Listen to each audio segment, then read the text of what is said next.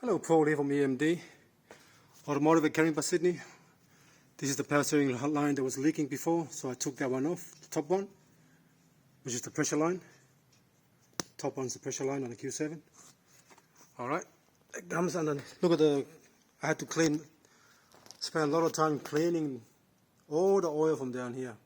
I've got to take it to the wash bay again and clean it properly, but I have to clean it so I can start the car up and see if there's any leak anywhere else, but so far so good. There's the line there, goes on here, goes on there. See that little yellow heat shield there? Sorry, the orange one. That one there, that's the line.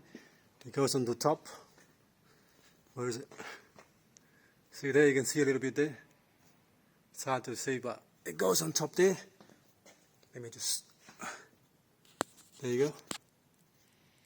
It goes on there and goes on top. Next to the exhaust on top, and it goes to the actual power steering rack. Sorry, the power steering pump, sorry. So the pump to the rack pressure line was leaking, so I had the car running now. I don't see any leak from the top. I don't see any leak from the line. Usually you'll see if it leaks on top, it'll come down at the bottom here. You see it here. There's a leak from the gearbox as well. Timing cover, chain cover, they call it. They leak as well. This is a common problem on the actual Porsche and the Cayenne. Sorry, Porsche Cayenne and the Q7 and Touareg.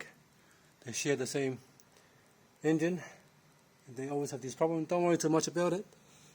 If you do something important in the future, then get it done. Otherwise, don't. It's a big job. Engine's got to come out. Gearbox got to be split. Lower sump's going to come off. It's a massive job, that one there. But for now, it's looking good. So now I'm going to drain the oil, and then we'll go from there.